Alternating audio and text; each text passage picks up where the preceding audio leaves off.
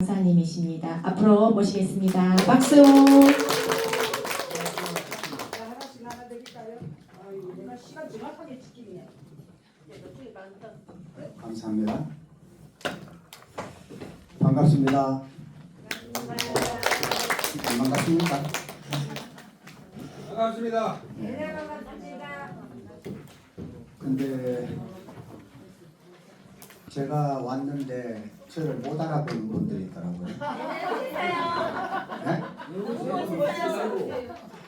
아니 근데 이제 그 변신은 변신인데 머리 밑이 자꾸 가려워가지고 이게 그걸 못 알아보겠더라고요. 염색을 안 했는데 염색을 안 하니까 못 알아보더라고요. 안 하니까 멋있어요. 네? 안 하니까 멋있어요. 더 멋있어요? 네. 근데 민정이 와 나한테 인사하네. 했는데요. 아까 인사 안 했거든. 몰라보는 것 같아. 어울이 아닌데. 그랬어요. 나도 안 가지고. 아 그래요. 자 오늘 제가 이 첫 번째 좋은 이 모임에 역량 강화라고 하는 이런 이제 그 주제를 가지고 제가 이제 서게 되어서 영광스럽게 생각합니다. 그런데 이제 우리가 많은 단체들이 있는데 상주 시내에도 그리고 굉장히 그 회장님을 비롯해서 모든 분들이 먹고 놀자 그런 분위기로 가지 않고 조금씩 뭔가 발전하려고 하는 그런 쪽으로 가는 것에 대해서 굉장히 저는 고무적입니다. 우리 단체가 굉장히 좀 품격 있게 가고 있구나 그런 생각이 들었고 그래서 제가 이제 그 하고 싶은 이야기는 무슨 전문적인 스킬 이런 것보다는 제가 오랫동안 목회를 해왔고 또 강단에 오랫동안 서왔고 또 학교에서도 가르치기도 했고 해서 그때 느꼈던 그 것들 경험적인 그런 측면에서 우리 강사로서 마땅히 청중과의 소통을 어떻게 할 거냐라고 하는 이제 그런 측면에서 제가 좀 살펴보려고 합니다. 그 유인물을 제가 나눠드렸는데요. 그 누구라도 직업에 따라 가지고 복장이 있잖아요, 그죠? 복장 공장 일하는 분들은 이제 또 작업복 입고 목사의 작업복은 뭡니다. 그래서 제가 작업복을 오늘 입고 나왔어요. 네. 목사의 작업복은 양복이에요. 네. 그래서 이제 조금 이런 데 나와서 내가 이런 모습을 복장을 안 했는데 이런 올라가면 좀 쑥스럽기도 하고 그렇더라고요. 자 그런데 그 강연을 이제 해보면은 설교를 이제 많이 해보고 하면은 목사가 제일 어려운 자리가 목사들 모인 자리에서 설교하는 거예요. 예. 목사 모인 자리에서 설교하기가 제일 어려워요.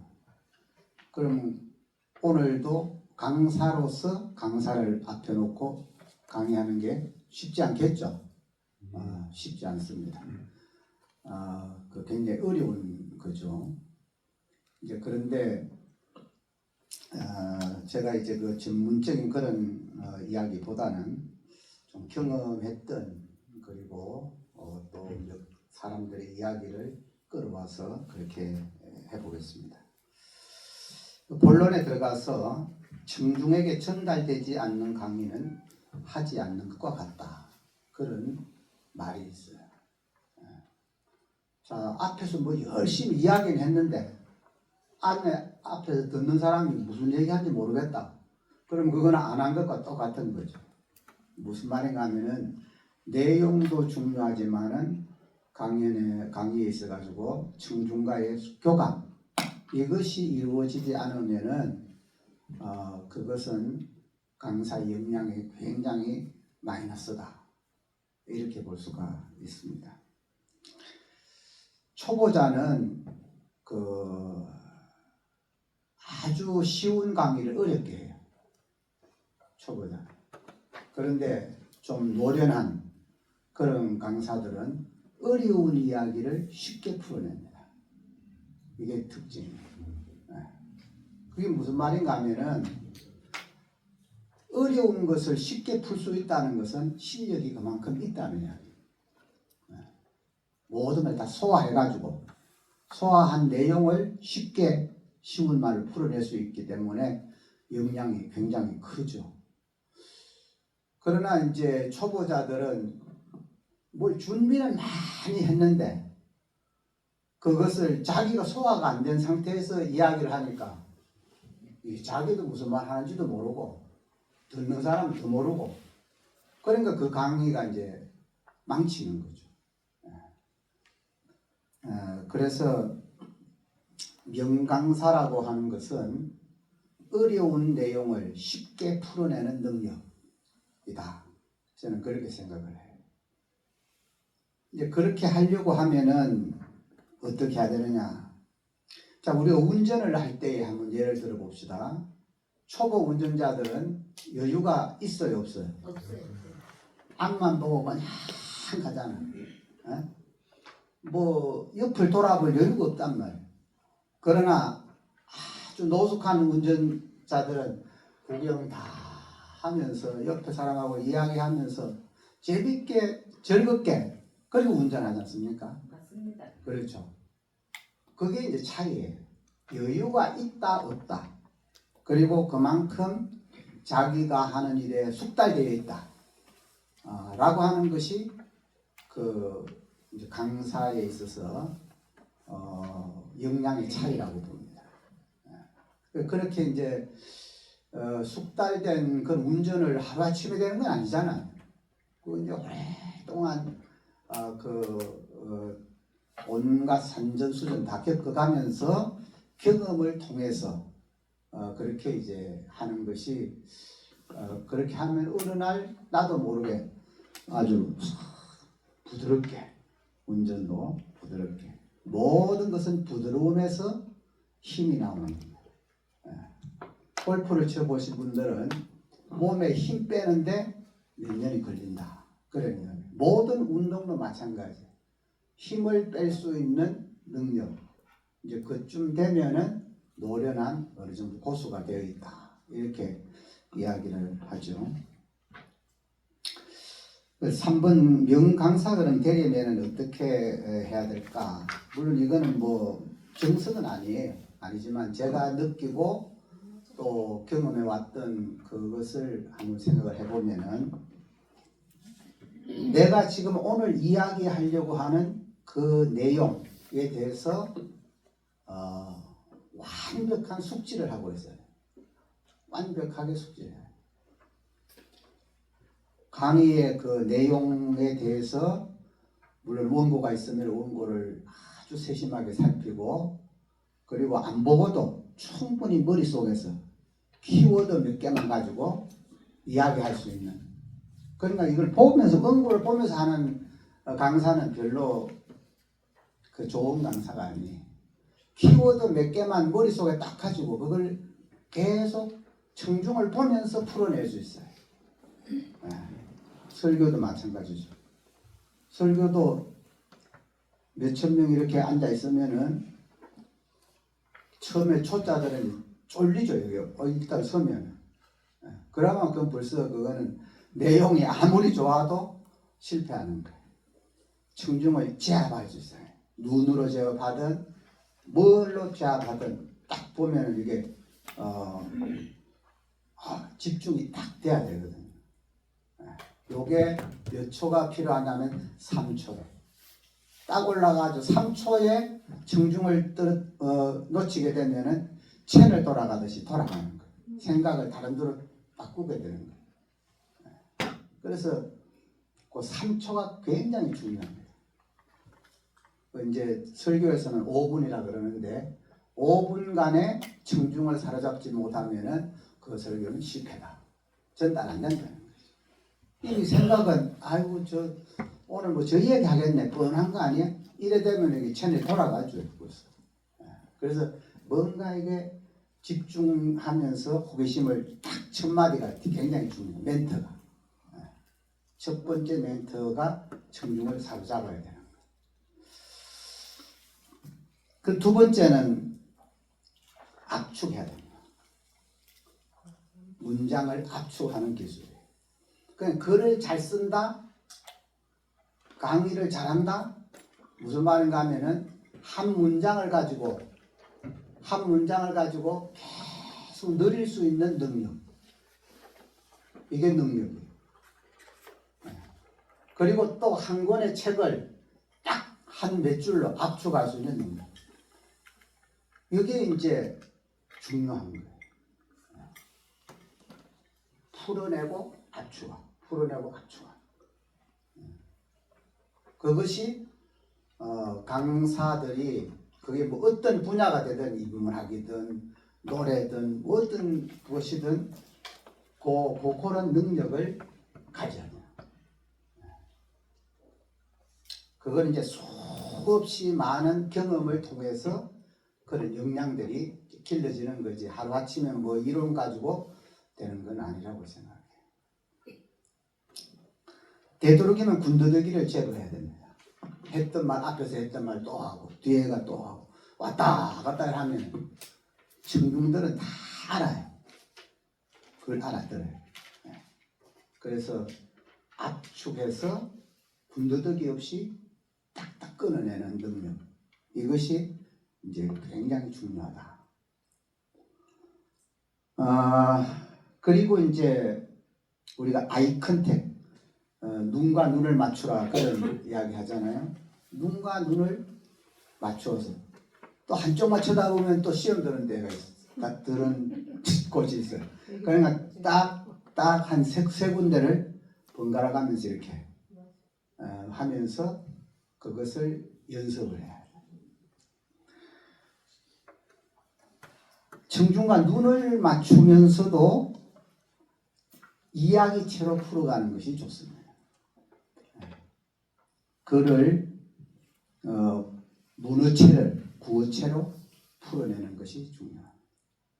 그러면 아마 제 그 자서전을 혹시 읽어보신 분이 계신지 모르지만 그 문어체를 구어체로 소설체로 풀어낸 거예요. 그러니까 이게 이제 호기심이 같은 이야기라도 굉장히 부드럽게 접근할 수가 있거든요. 그러니까 이 대화라고 하는 것은 두 바퀴가 서로 다른 바퀴가 몰려 돌아가는 것과 같은 거거든요. 무슨 말인가 하면은 하나는 크고 이제 바퀴가 크고 톱니바퀴가 크고 하나는 작다. 그러면 이 막 돌아가는데 갖다 붙이려고 하면 어떻게 해야 돼요? 뭐 안 되죠. 처음에는 스무스하게 기어가 스무스하게 들어가야 되지. 이걸 막 확 넣으면은 부서지는 거잖아요. 그죠? 그러니까 모든 인간관계나 대화는 부드럽게 시작을 해요. 그리고 처음부터 너무 급작스럽게 뭘 하면은 사고가 나요. 표정도 부드럽게, 말도 조용하게. 그렇게 시작을 해야 돼요. 처음부터 너무 고음으로 시작하면은 노래 처음에 잘못 잡아놓으면 뒤에가 어떻게 해야 돼?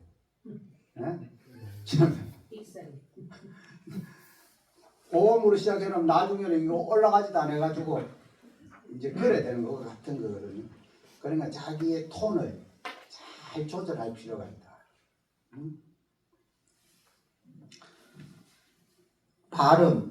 발음은 분명하게 해야 됩니다.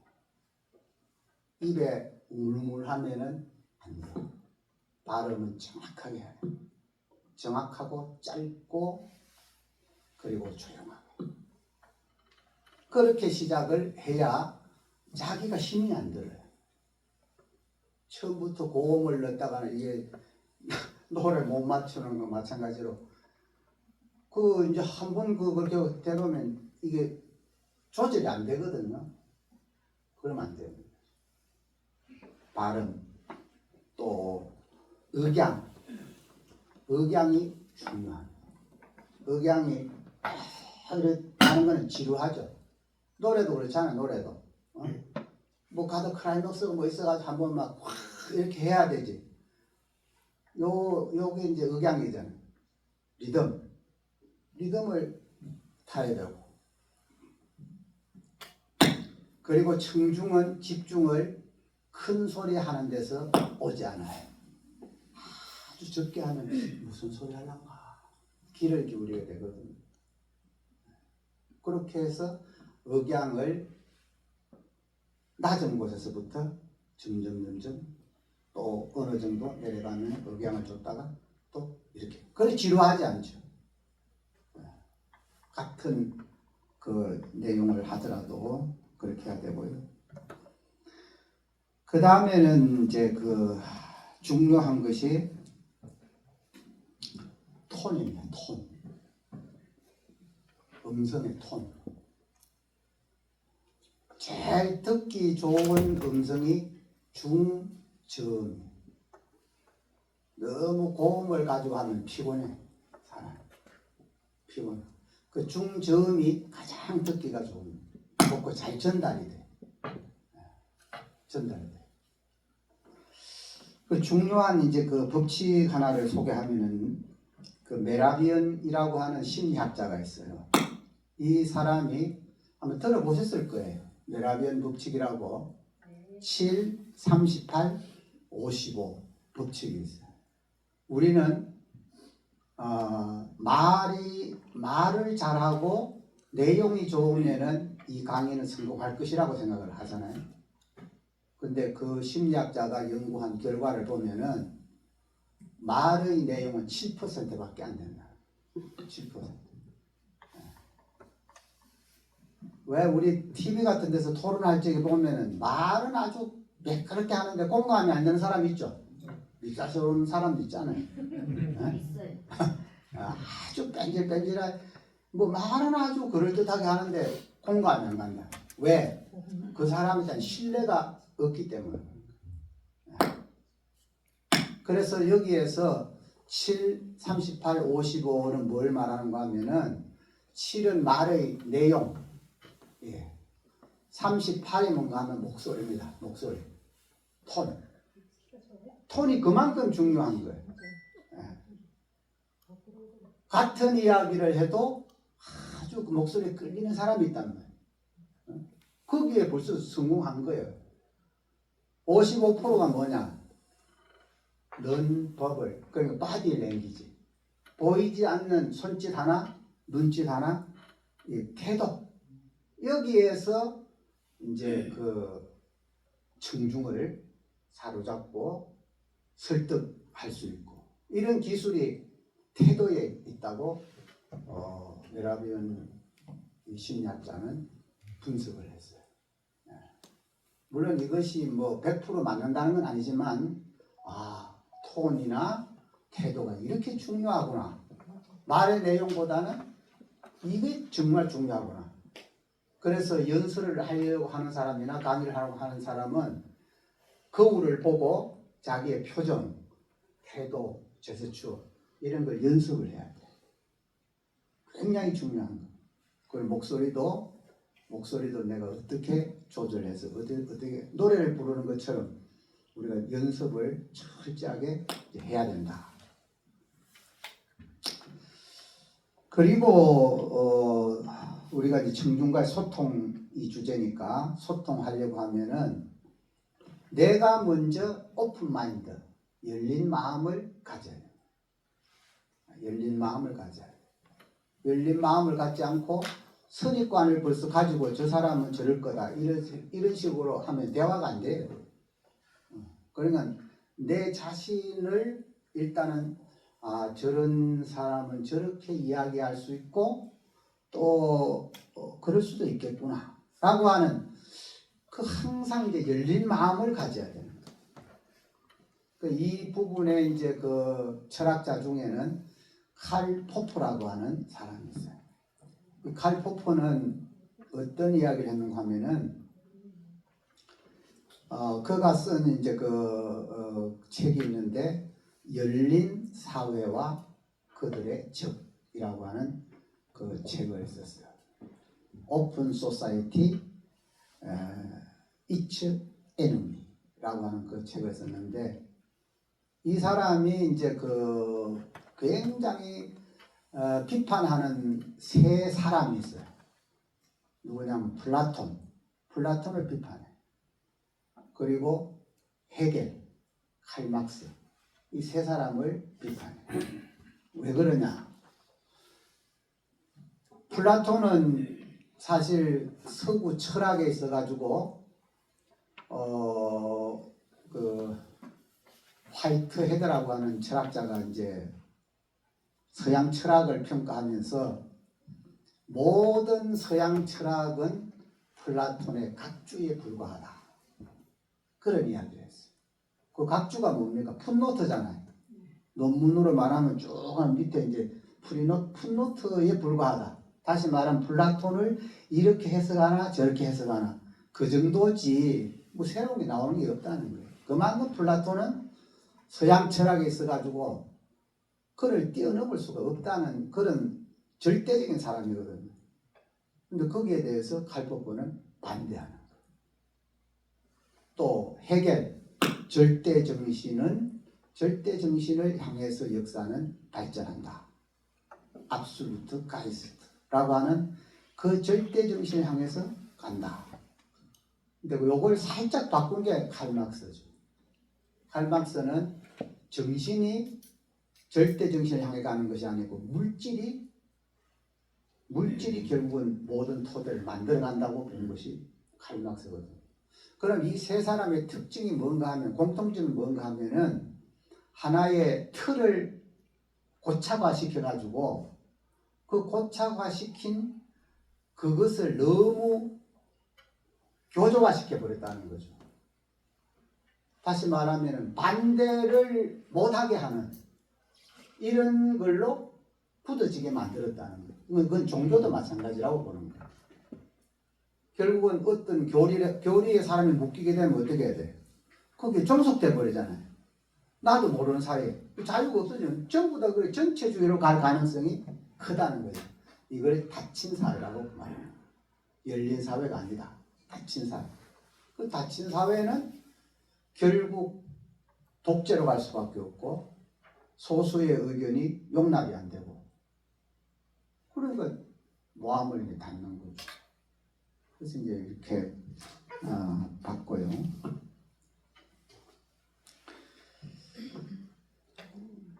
자, 그러면 이제 열린 마음이 중요한데 우리 청중과의 소통하려고 하면은 굉장히 중요한데 왜 인간은 다른 사물과는 달리 어떤 것으로 규정하기가 어려운가? 예, 알겠습니다. 그 왜 어려운가? 그 마틴 하이데거라고 하는 그 철학자가 있어요. 이분은 존재를 굉장히 중요해 실존주의 철학자거든요. 실존주의 철학자인데 존재를 두 가지로 구분해요. 하나는 자인이라고 하는 것은 사물이죠. 사물. 이것도 책상, 뭐 글상, 뭐 이런 것, 피아노. 자, 저런 거는 규정이 가능하죠. 피아노는 피아노의 기능밖에 없잖아. 그죠? 변하지 않아요. 언제나 누가 봐도 그 객관적으로 그 사물을 규정할 수가 있어요. 사람은 다 자인이라 그랬어요. 자인이 아니고 다 자인. 그건 무슨 말인가 하면은 사람이 사람을 알 수 없고 사람과 소통이 어려운 이유는 사람은 끊임없이 변한다는 거예요. 끊임없이 고정된 실체가 아니라는 거죠. 그러니까 어제까지는 아주 헤헤 웃던 사람이 내일 가면 막 완전히 악마가 돼가지고 그 집에서 다 그렇잖아요. 맞습니다. 어떤 때는 저 사람이 천사인데 아니 그거는 다른 사람을 말할 것도 없고 자기 자신을 한번 생각해봐요. 내가 왜 이럴까? 나도 나 자신을 모를 때가 많잖아요. 그렇죠? 끊임없이 고정적인 존재가 아니고 끊임없이 변하는 존재이기 때문에 인간은 규정하기도 어렵고 소통하기도 어렵다. 그러니까 순간순간적으로 계속 노력을 해야 되는 거예요. 근데 변하게 하는 한 사람이 있으니까 여자가 그렇게 변하죠. 그 사람들 그 상대한테 물어봐요. 아니 그래서 나는 그 말이 정말로 맞다고 생각해. 너 어제까지 계속 아들이랑 나한테 담배 한 대 달래요. 좀 뽑아놨어. 이게 없이 하겠습니다. 같아요. 없어도 되겠죠? 네, 네, 네. 잘 이거 들립니다. 마지막인데. 그러니까 우리 인간이라고 하는 존재는 became being이 아니에요. 되어진 존재가 아니고 becoming. 계속 되어져 가고 있는 존재이기 때문에 이게 어려운 거예요. 소통하기가. 어제까지 어제까지는 우리나라 속담에 그걸 말했잖아. 인간지사 조석변 그런 말 있잖아. 조석변이 뭐예요? 초석변. 밥상 가지고 들어가다 씨발 흩어 그거 벗고가 막 저거 막 독약을 타고가 막 그 생각이 나든다 이거지. 왜 그러냐? 인간 마음이 그런 거예요. 마음이. 그래서 성경에는 만물 중에서 제일 부패한 것이 인간의 마음이라고 이야기해요. 그만큼 우리 인간은 종잡을 수가 없다. 종잡을 수가 없다. 이게 우리 실존적인 존재의 모습이에요. 그래서 인간을 우리가 이제 나는 완벽하게 소통하고 있다. 그 착각이에요. 절대 완벽하게 소통할 수가 없어요, 인간은. 아멘. 그것을 알고 순간순간적으로 우리는 청중과 그래도 어느 정도 소통하려고 노력하는 거지. 난 너 완전히 이해하고 있어. 너 내가 잘 알아. 진짜 모르는 거예요. 60년 같이 산 저쪽에 마누라가 어느 날 이혼하자고 달라드는데 그걸 내가 어떻게 그걸 그럴 수 있나? 그게 인간이에요. 인간. 항상 나를 포함해서 상대도 언제든지 변한다. 바뀌어질 수 있다. 그걸 이해하는 것이 첫 번째 소통하는 게 중요한 것이. 그런데 그 소통의 어려움이 이제 자꾸 변하는 것이고, 자 그러면 오픈 마인드가 참 이게 중요한데 여기에 약점이 있어요.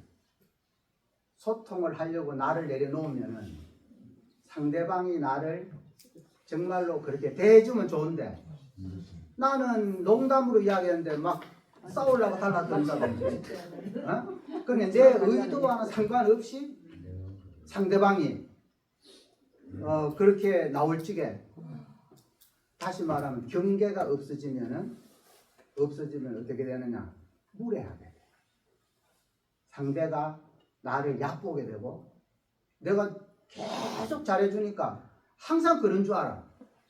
항상 나는 어디 가가지고 열심히 막 봉사하고 청소하고 막 하면 어른이 그 처음에는 아이고 고맙습니다 하다가 나중에는 당연히 그걸 해야 되는 줄로 알아요.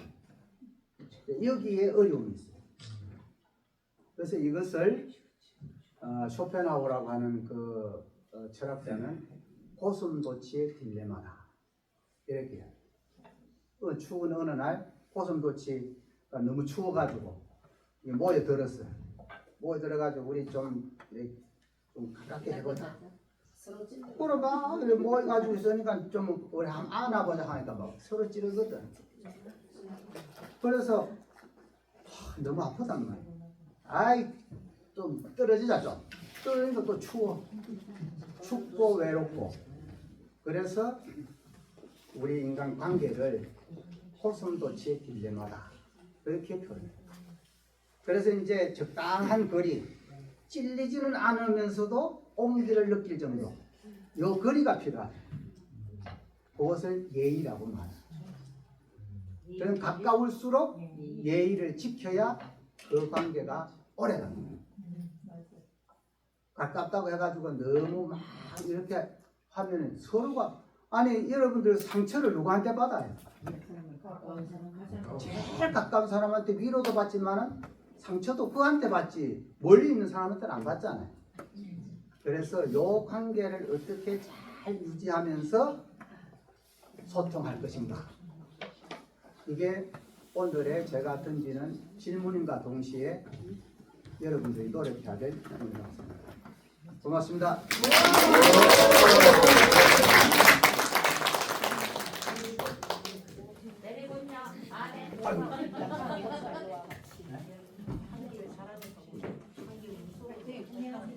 그냥 우리 공감을 다 할 수 있었던 우리 제목이 뭐였어요? 총주과의 소통을 중심으로 강의해주신 명강사님